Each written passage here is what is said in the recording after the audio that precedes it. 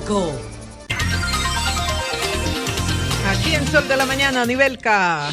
Bueno, señores, nosotros tenemos una visita de lujo, porque vamos a hablar de la autopsia fiscal. Ha sido bastante comentada en esta semana. Es una evaluación de los gastos e ingresos del gobierno dominicano de cara a garantizar derechos. ¿Qué estamos haciendo? Hay como una línea gris, una nebulosa. Y tenemos aquí a Rafael Jovine, él es economista, es autor del informe, y Rosa Cañete. Con Rosa ya en otros momentos también hemos compartido, es economista también y es la coordinadora regional del programa de lucha contra la desigualdad y la captura del Estado para América Latina y el Caribe de Oxfam, que son las personas vinculadas directamente, obviamente en un proyecto de equipo. Bienvenidos a Gracias Sol de la por la Mañana. invitación. Buenos días, muchas día. gracias por la invitación. ¿De qué se trata? De una autopsia económica a República Dominicana, fiscal. la autopsia fiscal. ¿Qué es eso? El estudio autopsia fiscal, lo que queremos que sea es una oportunidad para poner sobre la mesa áreas del presupuesto público que actualmente entendemos que están siendo desviadas de su propósito inicial, que es el de garantizar derechos. Por ejemplo, en estos días se está comentando muy fuertemente cómo el Consejo Nacional de Seguridad Social nos decía que no podía poner en marcha los centros de atención primaria en el país por falta de recursos. En este estudio ponemos sobre la mesa un montón de oportunidades en las que se pueden ubicar esos recursos para poner en marcha, por ejemplo, esos centros de atención primaria. Ubicamos un montón de recursos que también podrían ir, por ejemplo, a fortalecer un programa que ha sido muy reconocido en el país, como son las estancias infantiles, sí. Una necesidad prioritaria no solo de los niños pequeños, sino también de sus madres, que puedan dejar a los niños en un lugar que sea bien cuidado para poder ellas incorporarse al mercado remunerado. Ese tipo de programas podrían fortalecerse muchísimo más si actualmente los congresistas que están evaluando el proyecto de presupuesto del año 2020 toman en cuenta algunas recomendaciones y pueden fortalecer ese tipo de programas que van a la garantía de derechos de los dominicanos y las dominicanas. ¿Qué conclusiones, las más importantes, obviamente, ha arrojado este análisis? Bueno, el informe en sí tiene 35 recomendaciones que van hacia el presupuesto del año 2020, que van también hacia el uso de los recursos durante el proceso electoral, por lo menos durante el periodo octubre 2018, junio 2020, si eventualmente, dependiendo cómo vaya el panorama político, y medidas de tipo tributarias también. Ay, sí. Al final cerramos con la invitación a que en la próxima administración gubernamental pues se abra la puerta de forma integral a un debate en política fiscal. Pero esas recomendaciones parten de hallazgos. Claro, los hallazgos. Ahí hubo. Entonces, ¿qué encontraron? ¿Qué encontramos? En la autopsia. ¿Qué no encontramos? ¿Cuál es Me gustaría que comenzáramos con los hallazgos relativos a la corrupción. Okay. El dinero que envuelve los casos de corrupción que se han dilucidado en los medios de comunicación y a qué nivel están esos casos de condenas o denuncias. Corrupción, dispendio, mal gasto. Oli, yo le hice la pregunta al invitado, no por nada, no, lo pero al invitado. Lo que hemos hecho es generar una data, por lo menos de los últimos 20 años, a partir de casos que han salido en medios de comunicación, que han sido objeto de algún expediente en la Procuraduría General de la República, que han sido objeto de alguna auditoría por parte de la Cámara de Cuentas o de la modalidad que en los últimos años ha tomado auge, que es del periodismo de investigación. Lo que hemos hecho es generar una data amplísima de unos 114 casos de corrupción y hemos establecido un costeo promedio anual. Hay muchas formas, muchas distintas metodologías de cómo abordar la corrupción a nivel internacional. Nosotros hemos tomado una medida que al solo evidenciar casos que han salido. Naturalmente hay otras cuestiones en lo cual no podemos ser más concluyentes de casos que todavía no están, pero sí hemos encontrado que el costo promedio anual supera los 40,000 millones de pesos anual, y de esos hemos tomado una muestra en los últimos 3 años de los casos más sonoros que han salido, lo más en evidente en la administración pública, que es de alrededor de unos 16,700 millones. Eso que ustedes plantean, siempre yo le doy mucho seguimiento a Oxfam, dicho sea de paso. Que esos informes internacionales sobre la economía del mundo, que ustedes, la concentración de la riqueza, que eso es algo horrible. Y ustedes tienen ese informe. Y lo llevaron a la agenda de Davos, dicho sea de paso. Todos los años. Todos los años lo llevan a la agenda de Davos. Y yo los felicito por eso. Y yo le doy seguimiento, dicho sea de paso. Una de las situaciones, como bien ustedes están explicando, lo que me llama la atención es esto. Hay modalidades de la corrupción. Generalmente se cree que es el robo y desfalcar, etcétera. O sea, la elusión es corrupción. Lo que quiero saber en el análisis que ustedes hacen. La evasión es corrupción. ¿Dónde está Las eso? exenciones tributarias es corrupción cuando no se aplican en lo que tienen que aplicarse.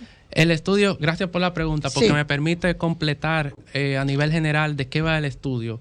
La corrupción está tratada en un capítulo, el capítulo 2, incluye también aspectos vinculados a la nómina pública, al uso de publicidad y propaganda y a compras gubernamentales. Pero en el capítulo 4 justamente tratamos los aspectos tributarios que tienen que ver con una inequidades normativas, exacto, digamos. Tenemos una serie de condiciones en el sistema tributario que sobre todo descansan en impuestos al consumo. Nosotros proponemos un sinnúmero de medidas que eventualmente tendrían que llevarse a una discusión de un pacto fiscal en el futuro.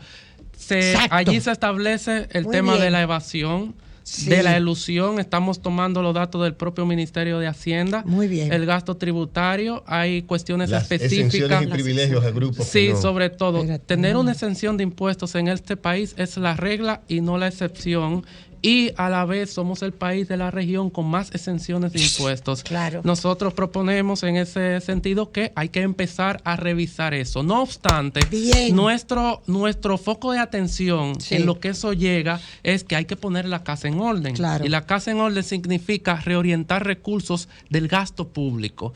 Porque así también desde el propio Estado se gana mayor legitimidad y confianza suficiente como para plantear una discusión que tome toda la integralidad de la dimensión fiscal del país, que es muy necesaria. Estamos conversando con Rafael Jovine y Rosa Cañete de Oxfam a propósito de su más reciente estudio titulado Autopsia Fiscal, evaluación de los gastos e ingresos del gobierno dominicano para garantizar derechos. Soli.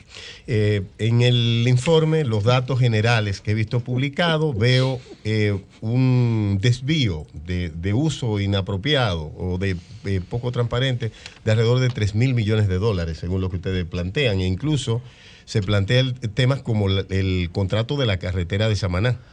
Donde el peaje sombra. El peaje sombra, la mayor aparte de lo que estafa pagamos, al Estado dominicano. se ha pagado mucho más que el coste de la construcción de esta vía.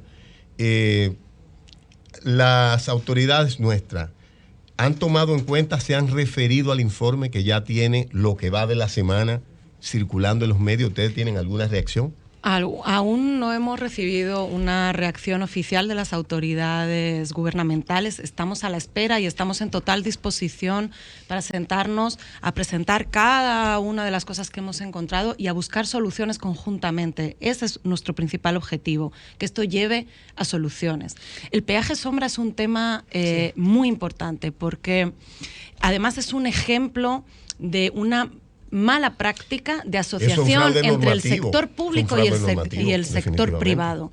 Es un contrato que actualmente a lo que está llevando es a desangrar el erario público. Claro. Cada vez son más millones que estamos teniendo que pagar del presupuesto público para compensar lo que la empresa entiende como pérdidas. Es decir, se negoció un volumen de movimiento sobre la carretera que cuando no se cumple, el Estado se compromete a suplir a la empresa a completarlo. Pero sin ningún sentido de proporción. Pero espérate, deja que acabe de explicarlo. Deja que termine. Pero es para que acabe de explicarlo. Porque fueron ellos que hicieron el estudio. Pero por favor, yo le hice la pregunta sobre el tema y estoy simplemente complementando la pregunta. Es un tema yo digo importantísimo. que no hay sentido de proporción para que ella me diga si sí o no. No, claro que no hay sentido de proporción. Es decir, ya la empresa recuperó toda la inversión inicial.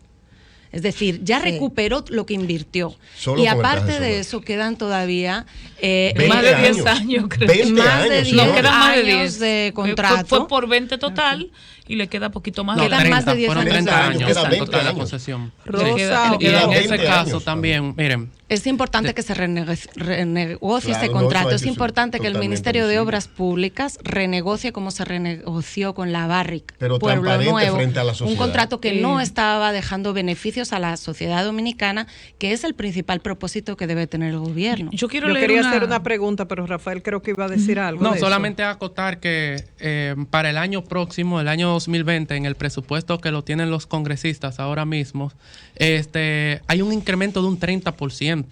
Es decir, se va a subir más de 1.000 millones de pesos de transferencias que pagamos todos y todas a ese peaje como tal. Son más de 4.600 millones. Al ritmo que va de crecimiento, va a ser mayor que lo que se está gastando en atención a primera infancia, por ejemplo, y mayor que el primer nivel de atención. Exacto. Es decir, bueno, es un para punto tener una central. idea, nosotros entrevistamos al alcalde de Santo Domingo Este a propósito de la campaña y esto. Y él decía que la gran necesidad de esa demarcación era el sistema cloacal, el sistema de drenaje y demás. Eso está en todo Y el que país. eso, de aguas residuales. y que eso él Exacto. ni siquiera lo prometía, porque eso debía tener una respuesta del Poder Ejecutivo, Es porque así. era de 2.000 millones de pesos Es así. la inversión. Yo quisiera saber cuántas soluciones en el orden del tratamiento de las aguas residuales podemos ofrecer a República Dominicana solo con el tema del peaje Una sombra. renegociación de eso. Pero les pregunto lo siguiente, porque aquí hay un ejemplo sumamente interesante de cómo funciona la dinámica de los subsidios. República Dominicana tiene una política de estimular las zonas francas y somos felices cada vez que las zonas francas crecen y cada vez que las zonas francas tienen empleados y demás. Pero aquí hay un dato que es la pregunta. Dice, no es costo eficiente para promover el empleo en las empresas de zonas francas. Asumimos que las mismas crean 3 veces más empleos que las otras empresas, pero cada empleo que se genera en zonas francas nos cuesta al país 5 veces A los más contribuyentes. por las exenciones. Eso se Oye, ni aplica. siquiera los arbitrajes, Pero- los arbitrios municipales lo tienen que O sea, pagar. Eso, Por cierto. eso se aplica al turismo también, con las A exenciones todos, o sea, del todos los turismo. subsidios nos salen carísimos. Las Rosa. exenciones tributarias Eso me que le interesa. estamos dando a sectores empresariales son altísimas. Se estima, acabamos de hacer un 2% estudio del ahora PIB, desde el creo. nivel regional junto con la CEPAL, Sí. en el cual hemos transparentado cuánto dinero está perdiendo cada estado vía exenciones tributarias. Y en el caso de República barbaridad. Dominicana, Sí. le estamos perdonando un 1.5% del Del PIB. PIB, Es wow. casi equivalente al gasto en salud Sí. anual Sí. a las empresas. En el caso, esto ha sido un problema que ya está observando el Ministerio de Hacienda y por lo tanto el Ministerio de Hacienda, esos datos que has leído, Anivelka, son de un estudio que encargó el Ministerio de Hacienda al Banco Mundial y de otro estudio que encargó el Ministerio de Hacienda a Naciones O sea, Unidas. el peor negocio de República Dominicana es tener una política de exenciones para ciertos sectores. Porque Exenciones, nos sale muy caro. el problema Y que de las no se exenciones ¿hasta es que no cuándo? sean Deben ser eficientes. gradual, deben ser Claro. gradual, deben ser Transitorias. racionales. Transitorias. Y durante mucho tiempo que lo y han deben hecho. ser Rosa, productivas, medirse coincides la con Oli en su productividad. planteamiento, coincides con Oli. Absolutamente, o sea, las exenciones tributarias a las empresas tienen que ser costo eficientes, Costo es decir, eficiente. si la empresa está generando empleo, Claro. está generando empleo de calidad, está generando inversión, Vale la pena. Tecnología. vale, Y es transferencia un de gasto conocimiento. Es una inversión. como cualquier Es otro el gasto Pero público. Rosa, no obstante Pero- se Quiero certifique hacer la una pregunta, eficiencia, porfa. no obstante se certifique esa eficiencia de esa excepción, debe ser indefinida. No, Claro. no, Por por eso decimos supuesto, gradual es y una con tiempo, norma ¿no? central. Las exenciones tributarias deben ser transitorias en el tiempo. Son para fortalecer un sector y cuando está fortalecido, Ya, acabó. Y Yo los vine. estudios que tenemos sobre la mesa lo que prueban precisamente es que no son costo eficientes. Sí. Uno de los datos que se ha presentado en el Banco Mundial plantea no solo que nos estén saliendo muy caros, es que sí, si mi amor. cobráramos ¿Quieres hablar? los impuestos que les perdonamos a esas empresas, podríamos Presidente. pagarle 10 veces más Un momentito. a cada empleado que hay en zonas francas. Claro, los Mira, salarios tengo aquí al precarizados presidente de totalmente. Adozona, Ok. que quiere hacer unas Vamos a llamarlo, aclaraciones. Vamos a hacerlo llamarlo vía llamada. formalmente. Vamos a Sí, hacerlo, todo vamos bien. a Mientras llamar tanto, ahora mismo. yo vine mientras ¿Ok? coordinamos Bien. esa llamada. ¿Puedes hablarnos de otro de los hallazgos del estudio, los relativos a esos presupuestos que son un misterio en una serie de instituciones y que ustedes destacaban que no aparece el listado de beneficiarios, ni metas, objetivos, nada? Eso es un punto muy importante porque la discusión del presupuesto público tiene una especie de monopolio del debate solamente en el aspecto financiero. Son 500, 1.000 millones para tal o cual cosa, pero luego no se debate cuál va a ser la producción física, es decir, qué se va a lograr con ese dinero invertido. ¿Cuántas escuelas son? ¿Cuántas unidades de atención primaria? ¿Cuántas carreteras? ¿En qué lugar? ¿Cuál es el listado de ¿Qué mejoría beneficiarios? vamos a tener? ¿Cuál es el vínculo, ojo al dato, con la Estrategia Nacional de Desarrollo? Y cuáles son las metas en el tiempo para reducir indicadores de desigualdad. El presupuesto es la expresión financiera de esos compromisos que a la vez son necesidades del pueblo. Lo que nosotros identificamos es que del presupuesto actual en ejecución 2019 hay al menos 79,000 millones de pesos que no tienen ese respaldo de bienes y servicios a producir o generar. Eso es importante que se corrija en el tiempo porque básicamente es un cheque en blanco. Y lo que estamos evidenciando acá son ministerios que igual hay muchos que tienen buenas prácticas como el Ministerio de la Mujer, el Ministerio de Salud y el Ministerio de Educación, pero hay otros que tienen malas prácticas en este sentido Por como ejemplo, el Ministerio de Obras Públicas y el Ministerio Administrativo de la Presidencia.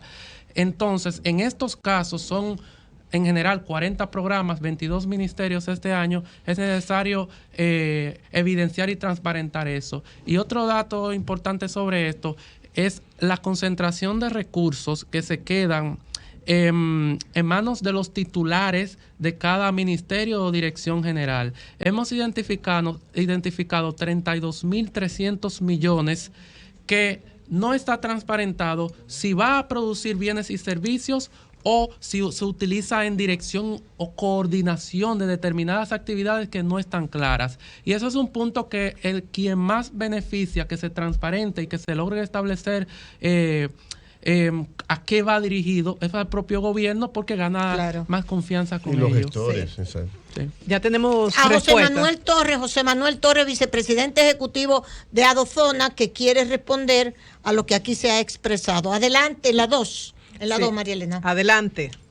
Hola. Sí, buenos Hola. días. Buenos días. Bueno, gracias por la oportunidad. Estaba escuchando las interesantes declaraciones que ha estado emanando ahí del programa. Quería hacer algunas aclaraciones y puntualizaciones. Es importante primero no confundir lo que es un subsidio versus lo que es un incentivo. ¿Okay? Por ejemplo, un subsidio es, por ejemplo, el subsidio eléctrico, que en el cual usted tiene que poner un dinero para que cierto sector funcione correctamente o para subsidiar algunos sectores. Lo otro es un incentivo. El incentivo, por ejemplo, en el caso de Zona Franca, es que se establece cierto tipo de exenciones para que las empresas puedan quizás compensar deficiencias estructurales que hay en este país y puedan venir a República Dominicana a crear empleos y generar divisas. Con eso, le afirmo que el Estado Dominicano no le da un centavo a la Zona Franca. Pero el Estado Dominicano solamente... José Manuel, no han dicho, Pero lo deja que que han yo hablado, conteste. perdóname, es de las exenciones. Sí, pero precisamente, no vamos es de a contestarle. subsidio. Espérate un momentito. Que contéstale. Tenemos aquí a Jovine, por si tú puedes conversar con él. ¿Qué tú explicas sobre eso? O Rosa Cañete. O Rosa, por favor, de la aclaración que él está haciendo para que tengan una conversación. Efectivamente, lo que reciben las zonas francas se le llama incentivo tributario. Son, digamos, reglamentaciones que les permiten no pagar los impuestos que pagan el resto de las empresas en el país. Así es. Y que se llaman en el presupuesto gasto tributario. ¿Por qué se le llama gasto? Porque al final realmente es como una forma de inversión del gobierno, es decir, el gobierno deja de recaudar recursos para empujar una política o incentivar la creación de empleo, por ejemplo, en el caso de zonas francas. Entonces, sí es importante que, si bien no son un subsidio directo en términos técnicos, sí son un gasto, porque es dinero que se deja de recaudar. Claro. Bueno, yo no creo que el gobierno deje de recaudar algo de lo cual no tenía. Si el gobierno no establece ese tipo de incentivos, no es posible que vengan empresas multinacionales a venir a República Dominicana a poner su dinero aquí para generar empleo y generar divisas. O sea, esas empresas multinacionales vienen aquí porque hay un esquema de incentivos que, de nuevo, compensa deficiencias estructurales que tiene la economía. Ahora, es importante el concepto de costo-beneficio que ustedes plantearon, y yo estoy totalmente de acuerdo con eso. Si una inversión no genera un beneficio, pues lógicamente no tiene sentido. En el caso de zonas francas, estudios serios que se han hecho, específicamente un estudio hecho por Analytics, la Jacqueline Mora, calculó que los aportes económicos de zonas francas tienen una relación de 11:1 con el tema del gasto tributario que usted está mencionando. O sea que por cada peso de incentivo, Zona Franca devuelve a la economía 11 pesos.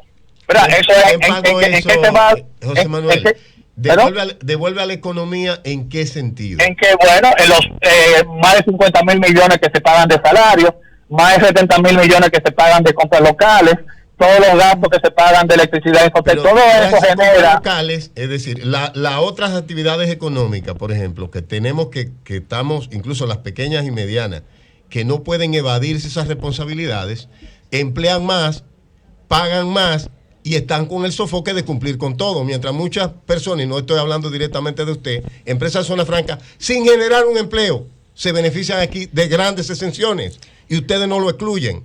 El Banco Mundial. Y hay ejemplos que lo podemos presentar. Rosa quiere decir algo. Sí, efectivamente, la preocupación sobre los beneficios que dejan las empresas y si es rentable o no seguir dando este tipo de exenciones ha preocupado al Ministerio de Hacienda. Y el Banco Mundial, que digamos es una entidad bastante proclive al sector privado, ha hecho un estudio también de costo-beneficio de las zonas francas.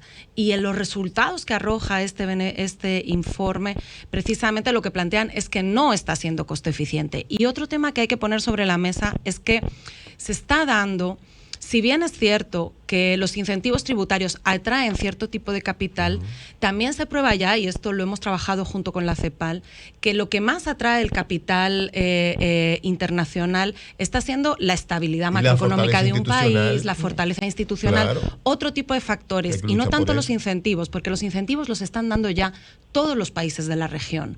Por lo tanto, a lo que nos está llevando esto es a una competencia entre países pobres para atraer el capital internacional, cuando deberíamos competir de otra manera. No es el desorden. Claro que no sí. es Nadie verdad. va a invertir en no aquí. es No verdad. es una José decisión Manuel Torres no es sigue en desorden. línea. Sí. Miren, el régimen de zona franca no es un invento de República Dominicana. Claro, hombre. Hay 140, y nadie está diciendo que le quiten a José Vamos a Manuel. oír. Si usted modifica, si usted modifica el régimen de zona franca de República Dominicana, eso lo único que va a ocasionar es que las empresas que están aquí se vayan a otros países que tienen el régimen porque similar. es el chantaje que tienen, eso es cierto. Ahora, No dejan que eso se emplee.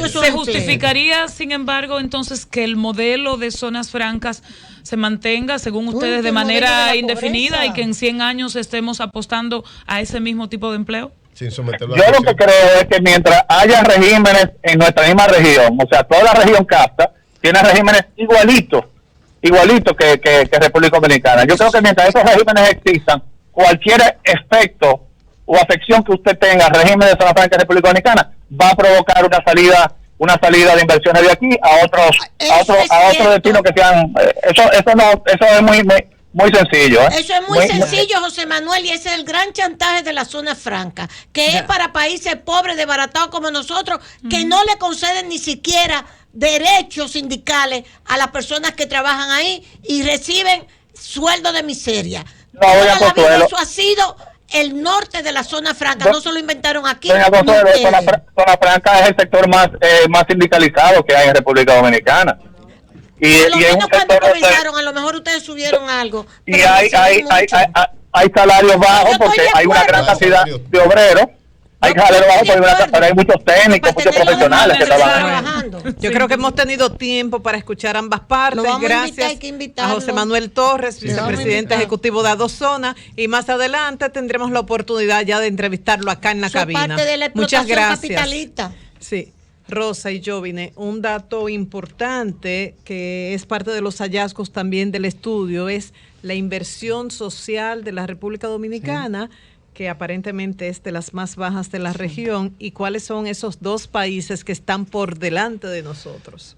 Nada más. Sí, habló de Centroamérica. No, pero es lo peor, es lo peor. Nosotros ocupamos el tercer lugar de lo peor. Bueno, nosotros hemos tomado la data regional comparativa de la inversión social, de los servicios sociales, que básicamente es educación, salud, vivienda, agua potable, deporte, recreación, protección social. Y la comparativa regional lo que muestra es que República Dominicana está en el antepenúltimo lugar, es decir, solamente Haití y Guatemala tienen una inversión social más baja que República Dominicana. Nosotros, para que tengan una idea, deberíamos estar, para tener un piso mínimo de derecho, asegurar un piso mínimo de derecho a la población, deberíamos por lo menos estar en alrededor de un 12% del PIB. Y eso según la Estrategia Nacional de Desarrollo. Ahora bien, nosotros para el año próximo apenas estaríamos llegando a un 8.2% del PIB. Es decir, nos faltan más de 200,000 millones de pesos precisamente ¿para qué? Para garantizar acceso Nosotros estamos universal. peor que Nicaragua. Nosotros estamos peor que Nicaragua. No es verdad. Bueno, nosotros estamos peor que Venezuela. No es verdad. Nosotros, no es verdad. Estamos peor que Honduras. No es verdad. Revisen esos datos de ustedes. No es verdad. Son datos oficiales. En el equipo, no es verdad. Vuelvan y suman y restan. No es verdad. ¿Dónde conseguir el estudio? Porque ya debemos terminar. ¿Y cuántas personas trabajaron en el estudio? ¿Cuántos técnicos? ¿Cómo conseguir el estudio? 800. Ya, que debemos terminar. Bueno, el estudio pueden descargarlo en la página vigilantes.do. Vigilantes.do. Que allí hacemos un seguimiento integral al gasto público, al ciclo presupuestario, y también en las redes sociales de Oxfam, en Instagram, en Twitter. Allí está la referencia. Es importante, breve, que el estudio, esto que estamos compartiendo es un resumen ejecutivo de 71 a 75 páginas, pero el estudio completo tiene más de 200 páginas y tiene un análisis pormenorizado por sector. Invitamos realmente a la Comisión del Congreso de la República, que está evaluando el presupuesto 2020, a que puedan evaluar estas oportunidades que ponemos sobre la mesa, y que consigamos que el próximo año, que es un año electoral, estemos garantizando derechos y no desviando fondos hacia otras categorías. Y vayan a los hospitales que ha arreglado Danilo. Gracias para que ustedes vean. A Rosa Cañete. Vayan a los hospitales. Y a Rafael Empiecen por ahí. Para arreglar más hospitales. Sí, por no, mejor que la clínica privada.